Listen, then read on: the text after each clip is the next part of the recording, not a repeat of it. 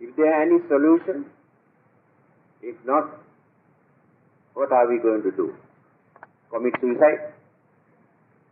But can we see the end of our suffering by committing suicide?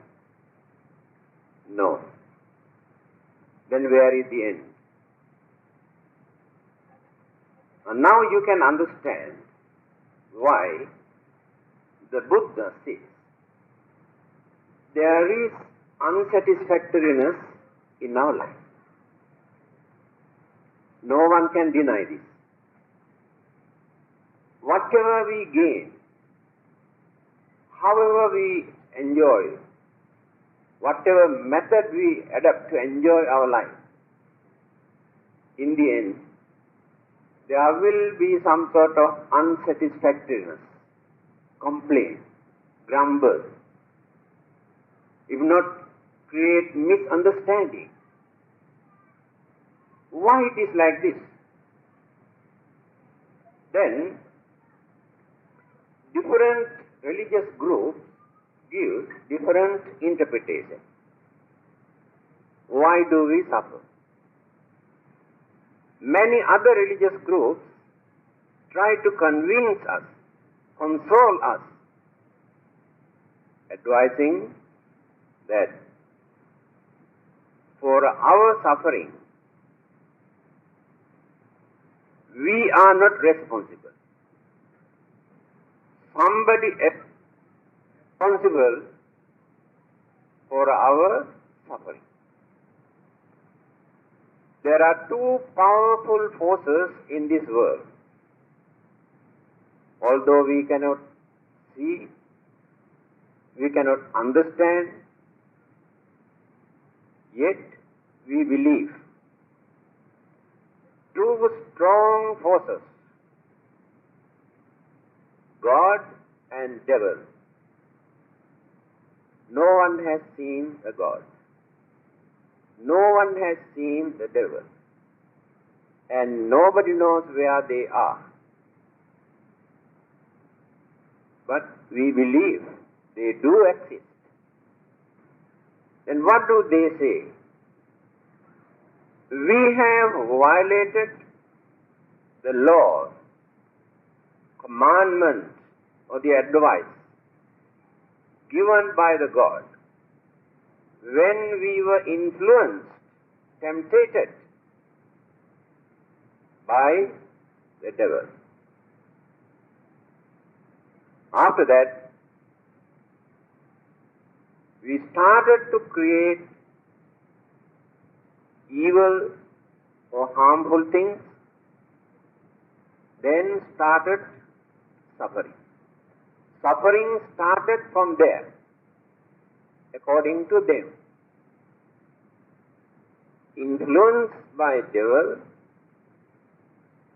misled our mind, then we started to violate the advice given by the God. Today we are suffering because of that. And then they have discovered a solution. How to stop this suffering? Simply by doing good or leading a religious life or noble life. You won't be able to see the end of your suffering, according to them. Then what is the solution? You must be baptized in order to wash away the sins, the original sins committed by you. Now that is the solution. Not a bad idea for them. That is how they started to convert people, to wash away our sins. Assume I have dedicated my whole life, say, for more than 60 years, to uphold, to maintain some good principles, to lead a respectable, noble or harmless life. without harming, disturbing, bluffing others, by serving others within my capacity, within my knowledge. Still I am a sinner because they could not baptize me. So after my death I had to go to hell. For all the services that I have rendered, all the good virtues and the precepts and good qualities that I have led are useless to them. This is the way how they try to introduce religion. On the other hand, however wicked or cruel or harmful, dangerous man I am, if I say, oh, I believe in God, please forgive all my sins, then I can go to heaven very easily. How nice. Majority here in this world believe this. Now let us find out what is the Buddhist concept, Buddhist attitude, or what did the Buddha say regarding our suffering. Who is responsible? Whether God or devil or somebody else. When we talk about the origin or the beginning of human life on this earth, every religion says God created man and woman at the beginning. But the Buddhist attitude is different. There is no beginning, but there is a temporary beginning. Appear and disappear and reappear. That is called beginning. Life appear, exist, disappear, but that is not the end. Reappear, but that is not the origin of a life. Reappearance is not the origin of a life. World system, planets, universes, galaxies appear, exist, disappear, reappear. That is not the beginning of the world system. Reappearance, continuity, relativity, interdependence of all the existing elements and energies by taking different shapes from time to time. That is called appearance. When that relationship, energy, binding factors were weakened, then disintegration, dissolution take place, then disappear. After this disappearance, dispersed particles and energies and mental energies again combine. That is for a life. But for the planet and the world and many other things, dispersed particles, cosmic energies, but no mental energy. Cosmic energies again combine together. They have magnetic power, gravity. Again join together, take different shapes. This is the way how appearance, existence, disappearance take place. Therefore the Buddha says, this world disappears. After some time again appears. But not the whole universe. Please remember this. The whole universe never disappears at once. This is only a small particle. This earth where we live. When this one disappears, there will be millions and billions and trillions and countless world systems. In many of those places there are some living beings. So when this one disappears, all those living beings appear somewhere else. No destruction. Then what will happen? When the formation takes place again, some of those living beings in other planets, we introduce them as devas or angels or brahmas or some sort of supernatural living beings. They come down.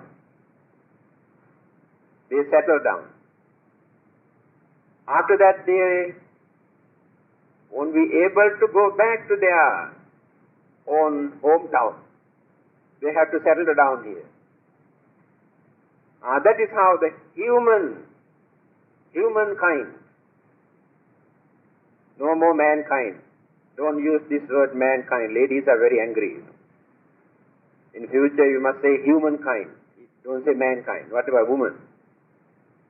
So humankind again started.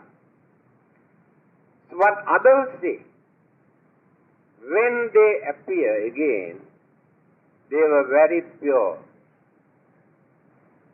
No evil forces, no anger, no jealousy, no grudge, no bad thoughts in their mind. Then devils appeared. These devils created temptation in the man's mind to commit evil. That is how we have learned to do bad things. We learn from devils. Now this is the way how other religions teach us. The Buddha did not agree with this belief. He knew that is not the truth. He says, there was no devils to come and create temptation in your mind at that time. Although the minds were calmed and trained and pure, but not completely, still they have certain degrees of craving, anger, jealousy, ignorance in their mind. So the circumstances, environment, the situation, again, stirred their mind. Then started to develop craving, anger, jealousy, all the evil forces in the same mind. There is no devil behind for that. Now remember the difference now. The Buddha's saying and what others say. The origin of sin. How sins originated in the beginning. Not influenced by devil, but created by our own mind, because we have not completely purified our mind at that time. So still going on, developing, increasing, more and more evil forces in our mind. Then they say, today we are suffering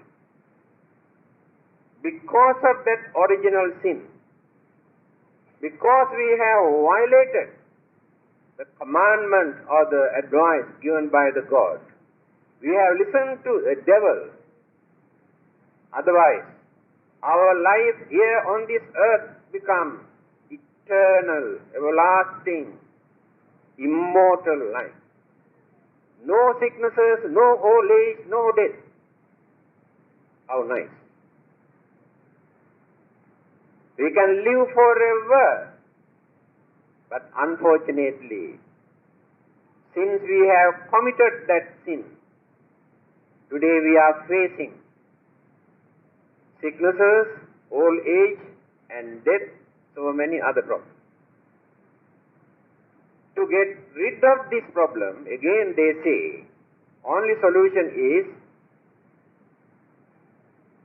you must ask your religious authorities to baptize you, to wash away that original sin. Then again you can become immortal and can lead the eternal life.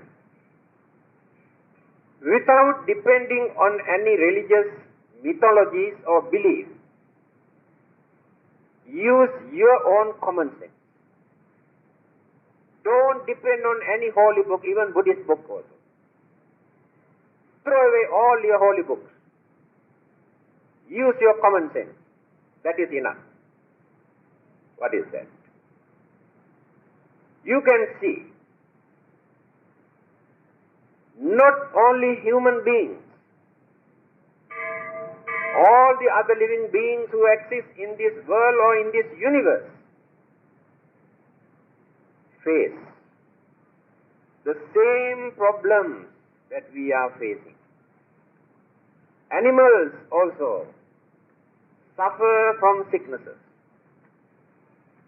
They also suffer from old age. They also die. Is it due to their original sin? Why they don't know to baptize them? These cats and dogs and pigs and cows, they never convert them. Why?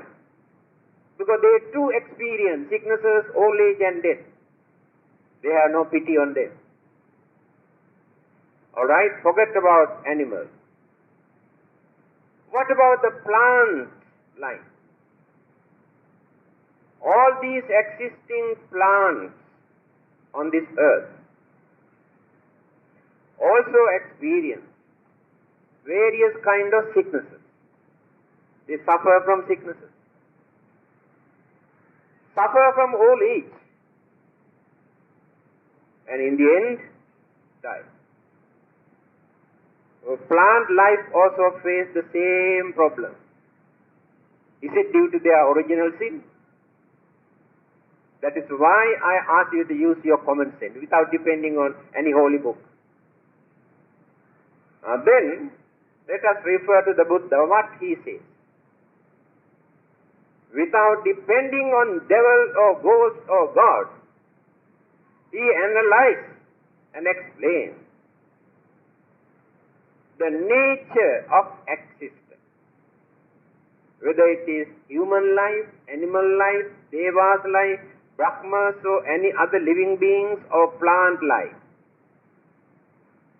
The nature of existence, whether in heaven or human world or hell or ghost world or animal kingdom, all are living beings. By taking different shapes, leading different way of life, but all are experiencing pain and pleasure and sicknesses and old age and death. But when we refer to Devas and Brahmas, there is some sort of difference. Our way of life and Devas and Brahmas' way of life. They do not suffer like us from sicknesses and old age. The formation, so the appearance of their life in those places appears at once, remains as they appeared without changing. That means no old age. Since the constitution or the combinations of elements or three dimensions, in our case, three dimensions, physical body, when you compare with Devas and Brahmas, their physical formation is different. Because of that, they are free from many kind of sicknesses that we are facing, old age that we are facing. When they die, there is nothing to remain as corpse or dead body. Their life or the physical body is just like a flame of a candle or an oil lamp. Just disappears. So in that respect, in worldly sense, they are more fortunate than human beings. But they too experience the death and rebirth, appearance again. Now that is not the end of their life. When they are going to die, when they come to know, they suffer. The pleasure that they enjoy, they need no more. They worry. And they depart from that place with frustration, disappointment and unhappiness. That means before they are dead, they suffer. Because they have craving. After they are dead, they do not know their fate or their destiny.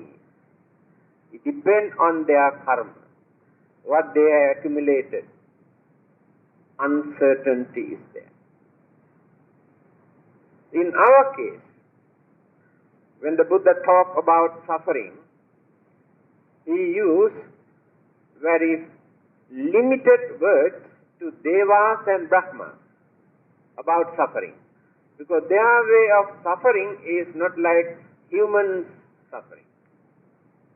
But when he preached to human beings, then he says, Yātipi dukkha, jarāpi dukkha, vyātipi dukkha, maranampi dukkhang, yang piccang, nilapati tampi dukkhang, appiyehi sampayogo dukkho, piyehi vipayogo dukkho, sankhittena panchupada nakkhandha dukkha. This is the way how Buddha has explained dukkha, suffering.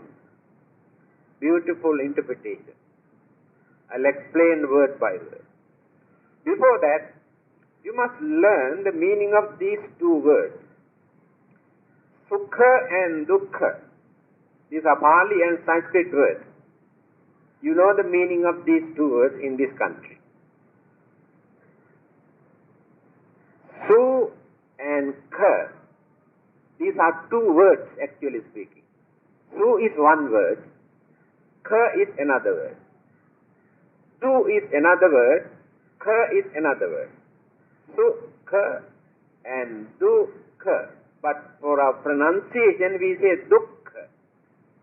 But the original word is dukkha. Du and kha. Meaning. Sukha. Pleasant feeling that we experience in the fleeting nature. Just like lightning. When lightnings occur, we want to see. Appear and disappear. No time to see you. So the sukha, the pleasure that we experience through our senses and physical body is just like the lightning. The pleasant feeling or the thrill or happiness appear, immediately disappear.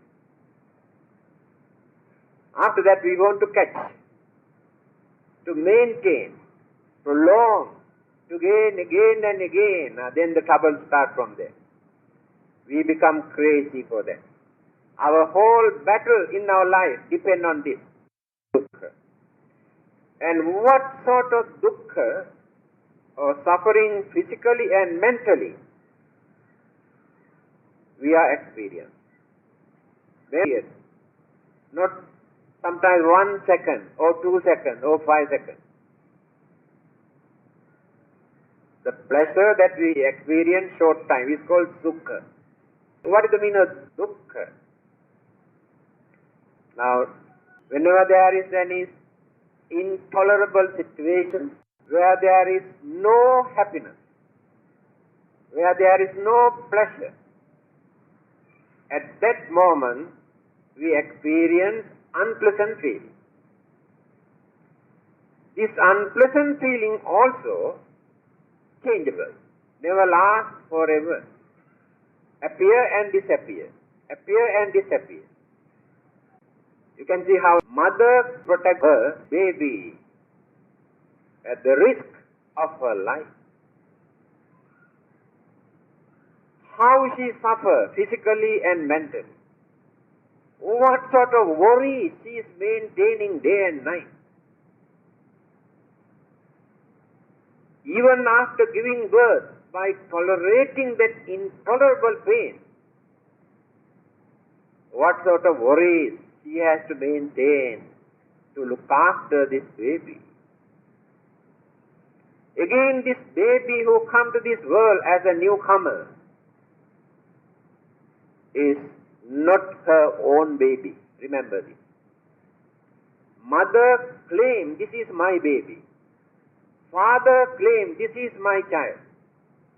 Actually, this child is not belong to both of them. They did not produce this child. They cannot produce. They have provided enough materials for that life to exist. Life came from somewhere else.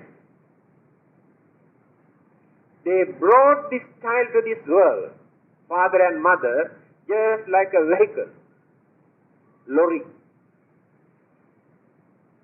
and drop here. That is called giving birth. That is why this child maintains entirely different character, behavior, temperament, attitude, mood, not like father or mother. That is his or her own life, way of life. So this child is not belong to them, actually speaking. But they are craving, attachment, affection, love, all these things claim, this is my child. It is natural.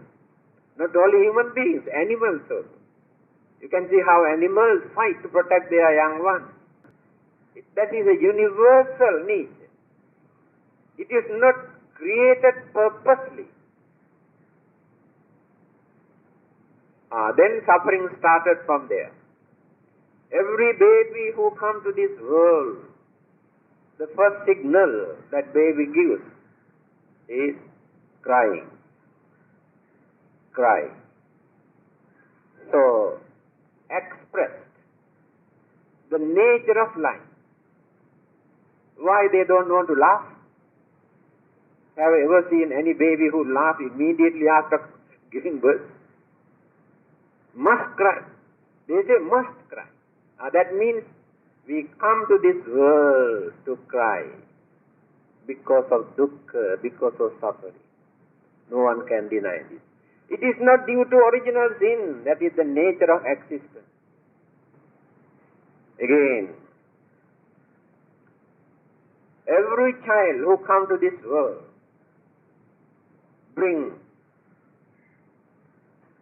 death certificate, not the birth certificate. That means death is certain. Birth certificate is not important. To prove us that death is certain, so every child brings his or her death certificate. That is dukkha. That is suffering. Jarapi dukkha. And this child is now going on growing, developing, improving, changing. After developing, then going down and down. Can you stop this? It is not due to your original sin. That is the nature of the combinations of elements and energy. They cannot remain forever without changing. Changes must take place. There is no God, no devil behind in these changes. By praying, worshipping, offering, you cannot stop your old age. It is natural. If it is natural, your duty is to understand it, not to cry, not to worry, prepare to see the end of this suffering one day. That is why religion is needed. That is why you are here. There are various kinds of medicines, new discoveries, scientific discoveries to cure our sicknesses. But more and more new sicknesses appear from time to time in different countries, according to their way of life, food, their character, temperament and the moods and environment. These are natural. All these sicknesses create suffering. So we never experience a life where there are no sicknesses. Why sicknesses appear?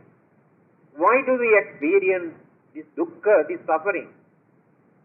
Because of the friction, clashes, imbalance, disagreement of the elements, energies in our physical body. When you go to a Chinese sensei, he examines your pulse. Then he says, oh, you have more wind. Fong or fong, or I don't know what it is. You have more fong. Because when he examines the pulse, he can understand this one jumps very fast. And he thinks the wind, this one, you got more wind in your body. That is your sickness. So there is no such sickness called wind. Wind cannot create sickness. That is his diagnosis. Another doctor says, oh, you have more heat. Your body is very heaty. That is their diagnosis. They know only these two things. But these signals, indications, appear due to some other reason, causes they cannot understand. So doctors, throughout their life, they try to cure our sicknesses. They cure one sickness, then create another sickness. When they give antibiotic, they cure one sickness, create one or two more new sicknesses. After that, they have to give another one to cure that one. But they have medicine. This is the nature of our life. Then who is responsible for these sicknesses? It is natural. The Buddha was the most holy, compassionate, religious teacher who lived on this earth. He too had to suffer from 12 kinds of sicknesses. He did not want to hide. Then he explained why I had to suffer. There he mentioned, some of our sicknesses that we are experiencing, suffering today, is due to certain bad deeds that we have done during our previous birth. Not only the present life is responsible for that, even the last birth also responsible for this. There was a doctor in America, he's a psychiatrist also, Dr. Edgar Cayce. He had incurable sicknesses, condemned by many doctors, but he developed this psychic power to get into trance without depending on any god or any religion, just pure psychic power. So when he developed this, he found out the medicine through his psychic power. By using this, he could manage to get rid of his sickness. Then he thought, why not I use this to help others? When he announced, more and more people started and he consulted. So when he got into trance, to some people, he says, I am sorry. It is very difficult to cure this sickness. Because during your last birth, previous birth, you have done such bad deeds. And this is the bad effect you are experiencing. Very difficult to cure. But this man was not a Buddhist. He never studied karma, never studied rebirth. When he is normal, he doesn't know anything about karma or rebirth. But when he gets into trance, through his psychic power, he says, yes, during your last birth you have done certain bad karmas, This is the effect. In the Buddha's teaching, you can see Kamma Vipakaja Abadha. Abadha means sickness. Certain sicknesses we had to face due to our bad deeds that we have done as bad karma. Again he says, all your bad feelings, sicknesses, troubles and problems and sufferings are not due to your previous bad karma. Many of them are due to your present way of life. How you live, how you handle this physical body, what sort of food, environment, wind and heat, and your behavior, your character, your temperament, all these things create so many problems and sicknesses, not only during your previous birth, what you have done. So sicknesses are natural, but we can minimize, we can reduce many of our sicknesses if we know how to lead a normal life. We are not leading a normal life, very artificial life. So not the original sin. Then decay. Everybody likes to remain as youth, young boys and girls. When they come to know, when they see the wrinkles, what a pity. And they found out their old photograph and compare, see how handsome at that time, now don't know what is happening, something is wrong somewhere. They worry. That is called suffering. They don't like to grow old. But can you stop? You can go and pray to God or Buddha, asking him not to suffer from old age. I remember what George Bernard Shaw, a very good joker and writer, British, what he has said. He said, we were taught that we were created by God. As an old man, now I can experience how I suffer because of this old age. I really cannot understand why God cannot create us not to suffer like this. I think something is wrong somewhere in your creation. Next time, if I get the chance to come and meet you, I think I can tell you how to create. He was joking. George Bernard Shaw. This old age is a real miserable thing. You have seen how your grandmother, grandfather, your father, your mother and others, when you go to old folks' home, how they suffer. Suffer for what? Is it due to their original sin? That is the nature of existence. Nobody is responsible. Nobody is behind them. They are all. The combinations of these matters and elements remain as a bundle, now dissolving, then the old age can be seen, noticeable. It is natural. Dukkha, that is suffering. You cannot stop this. After that, death. In spite of sicknesses, old age, troubles, problems, sufferings, difficulties, worries, still you like to live. You don't like to die. Every day and night crying and worrying and accusing, complaining about your pain. But still you want to live. Live for what? Nobody knows. A craving is so grave in our mind. I can remember many years ago, I was invited to bless a very old lady who was about to die.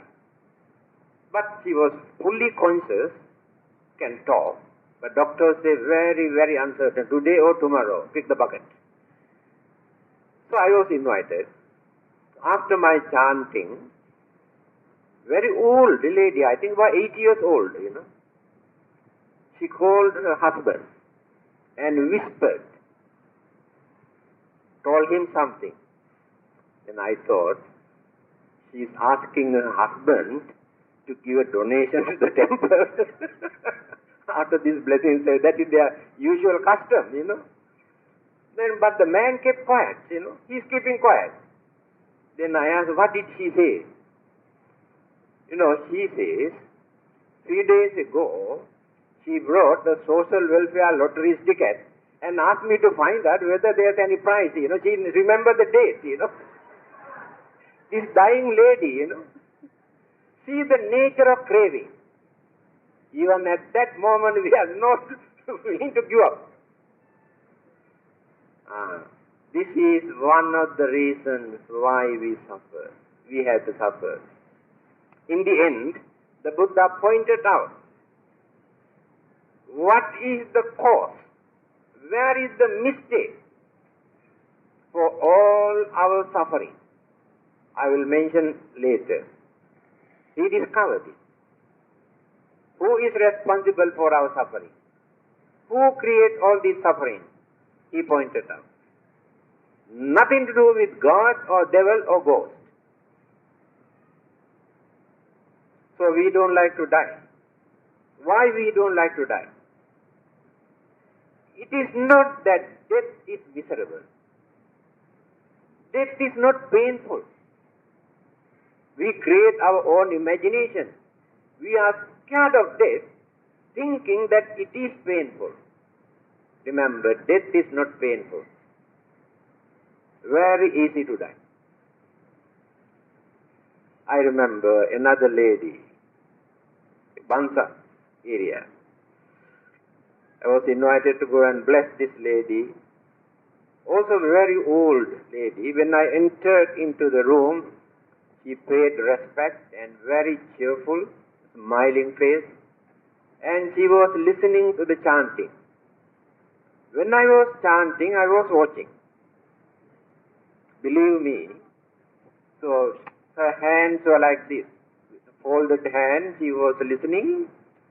When I was reciting half of the Ratana Sutta, then I saw Sudhabis. Gone. No indication. The struggling. Dead.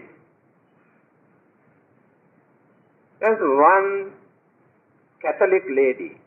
Her brother is a Catholic bishop, she told me. She told to her, actually this is a miracle. She told me she had never seen a person who died so peacefully without any kind of suffering or excitement or worry. Death is not miserable, but we create it. They want to carry it to the next world also. This is called real ignorance. Real ignorance.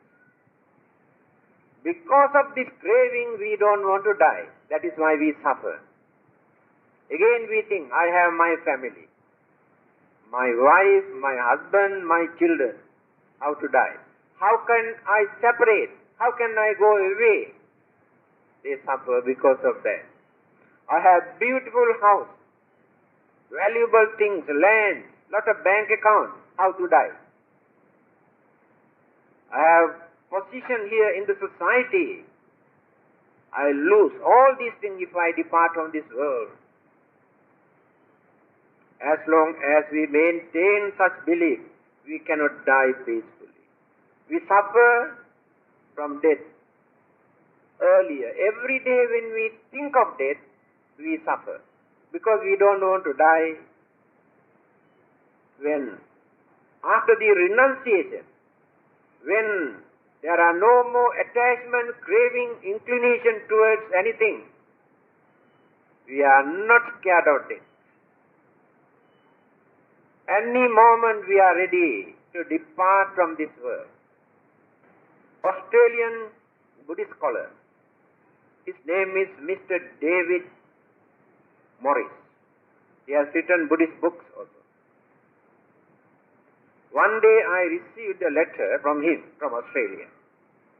In his letter he says, Reverend Sir, I hope you will be very happy to know that I died today. Then he explained two reasons. First thing, I am 85 years old, have been suffering from a cancer for the last 5 years, and after my death, I will be free from this particular suffering. That is one of the reasons why you should be happy. Second reason, ever since becoming a Buddhist, I did not violate the 5 precepts. I tried my best to uphold all the 5 precepts. If there is another life after my death, that life cannot become a miserable one. Therefore, I believe I can reduce my suffering in the next life. This is the second reason why you should be happy. See the way how he defines. They are not scared of death. They are waiting to face. Another well-known writer, British, Francis Story, I think you have read some of his books. Very good writer. Scientifically, he explained the Dhamma. He had a very painful sickness, bone cancer, in London hospital. Every 3-4 hours, doctors used to give him painkiller injection. Intolerable pain. When he come to know that his days were numbered, limited, he asked the doctors not to give painkiller injection. Then the doctors asked why. He says, we always talk about suffering. We write, we preach, we talk. Mostly theoretically. But when we experience the nature of real suffering, then we can understand what it is. That is the only way to reduce our craving, only way to reduce our attachment, by realizing the nature of pain and suffering. Allow me to face this pain. Then I can reduce my craving. He tolerated, he faced this suffering to train his mind. See the way how he tested the Buddha's teaching. They can understand. So we always talk about suffering. When suffering comes to us, we go mad. We ask why it is like this? Why? Who is going to answer? It is natural. By knowing all these problems, the Buddha says, in the end of this discourse, the more you exist, whether as humans or animals or spirits or ghosts or devas or brahmas or any other kind of living being, the more you had to suffer, the more you had to face disappointment in your life, the more you had to grumble, the more you had to fight for your survival. Every second throughout your life, you are fighting with your life for your survival.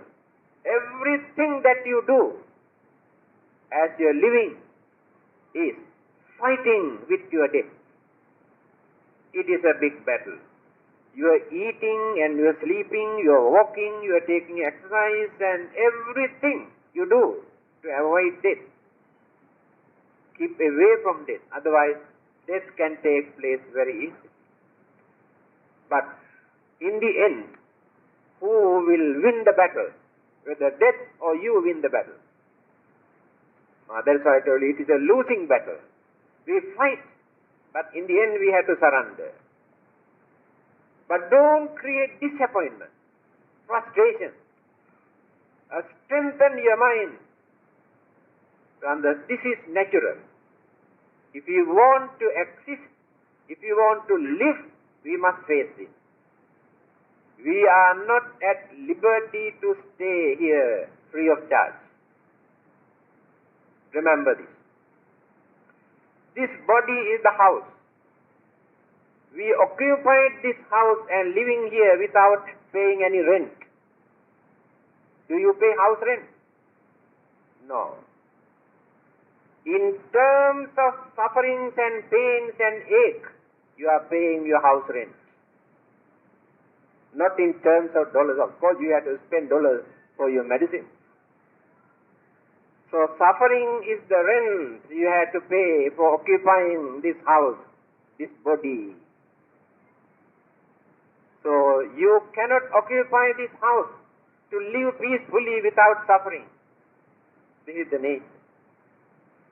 So indirectly the Buddha says this. It is not original sin. Then Yam pichang nalabati sampi dukkha. Again the Buddha says, whenever we could not gain what we want, suffering. We cannot get one particular girlfriend, suffering. One particular boyfriend, suffering. Then Sankittena panchupadanakkhandha dukkha. In brief, he summarized. All these five aggregates join together as a bundle. Rupa, Vedana, Sanya, Sankhara, Vijnana. Five. Aggregate. Elements and energies. All the elements, one group. All the mental energies, another group. Four groups, mental faculties, four groups, elements. 8. These 8 joined together. This is one bundle.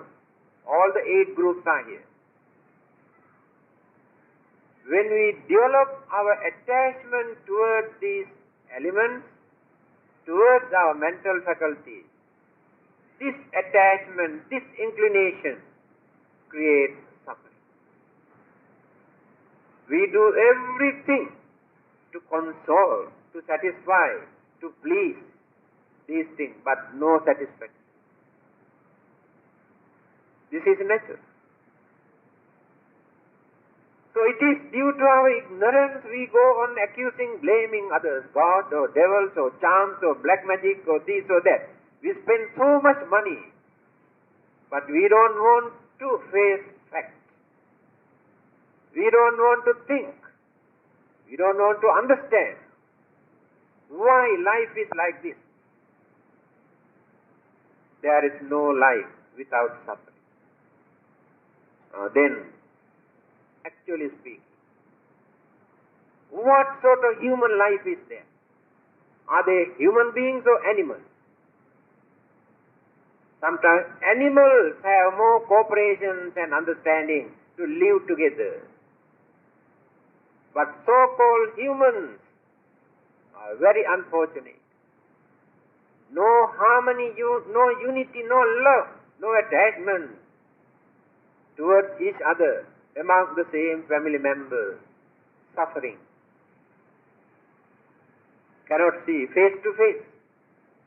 Suffering. So what is the meaning or what is the big idea of that type of life? Every minute we create bad karma. Hatred, ill will, grudge, jealousy, anger, disturbances, boiling in the mind.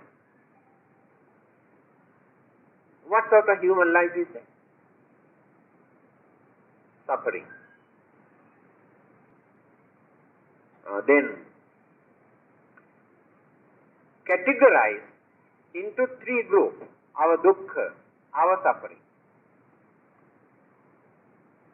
throughout our life. One group is called dukkha, one group. Another group is called sankhara dukkha. Another group is called viparinama dukkha. Very meaningful. When you read that path of purification, Visuddhi Magga, you can get more details about these three kinds of suffering, how we are experiencing them.